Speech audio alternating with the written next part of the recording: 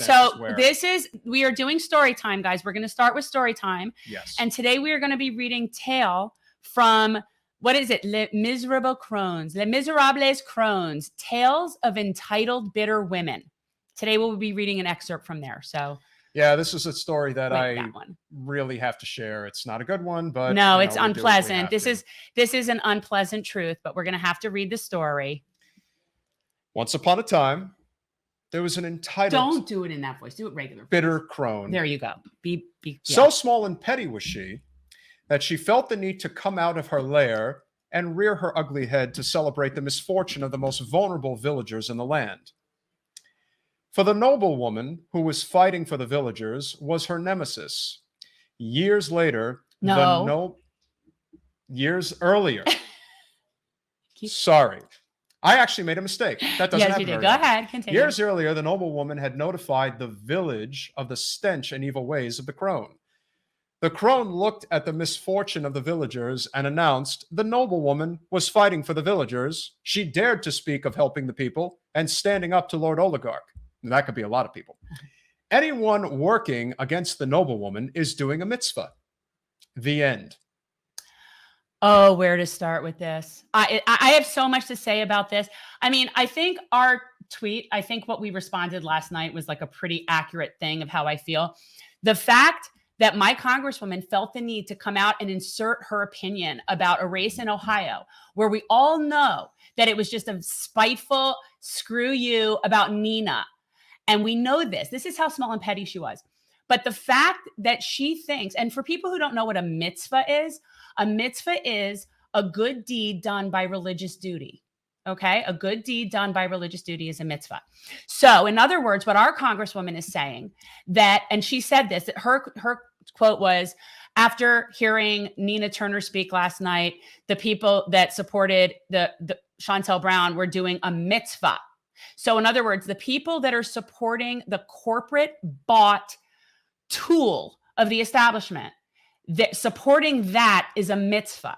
So what we suggested, and I hope, Debbie, if this ever gets back to you, I really think, I hope so. Debbie, you need to learn more about tzedakah than mitzvah.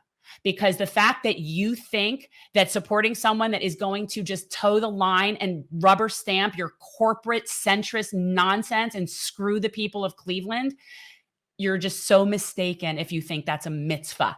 There is nothing that's a mitzvah about that, my friend. And it's one thing for her to celebrate Chantel Brown's victory, which I thought was pretty out of left field to begin with, because she rarely, if ever, sticks her nose into any of this stuff. Right. She doesn't ever really get involved. That's the thing about Debbie. She's very, as I like to say, she's very cunning in the way that she conducts herself politically. She has other people do that stuff for her, but she just couldn't help herself in this circumstance. She felt that she had to say, it is such a privilege to be working with Chantel Brown. And you would think that that alone was bad enough, but she just couldn't help herself. She couldn't help her little petty self. She had to stick it to Nina, because that's the person that Debbie is. And not only that, but she had to invoke this idea that it was divine intervention. Well, and the fact that she had to tie it into Judaism, and the fact that that was a virtue signal, not only to the Jewish community, but to the Israeli lobbies and the PAC money, because that is what happened here. And so the fact that she even brought Judaism and made it be like some religious thing into this, it disgusts me to no end. It's already being reported. I know a lot of people knee-jerked and suggested that it was the old black vote that ultimately cost Nina in this race. Do think that's a big part of it. It may have very well played a role, but everything that we are hearing is that the Jewish vote in East Cleveland is what made the difference in this election.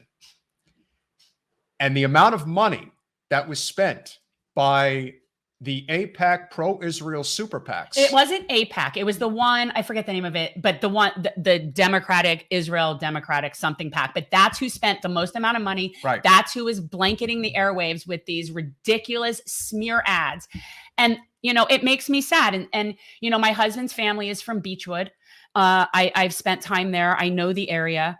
And it's upsetting to me that this is the cause of it. But ultimately what we have here is we have people that are being basically brainwashed by a lobby and voting against the interests of the people that live up the street from them in favor of this illusion of what they think they're supporting in Israel.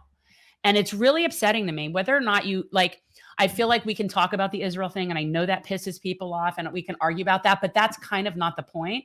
The point is that you're essentially prioritizing that over what's happening in your own backyard. And that really bothers me. Thanks for watching. If you want to support our mission to transform politics into service, please like this video, subscribe, follow us on social media, and consider joining our Patreon, where you'll get early access to our interviews as well as other exclusive content. Links are in the description. Peace out.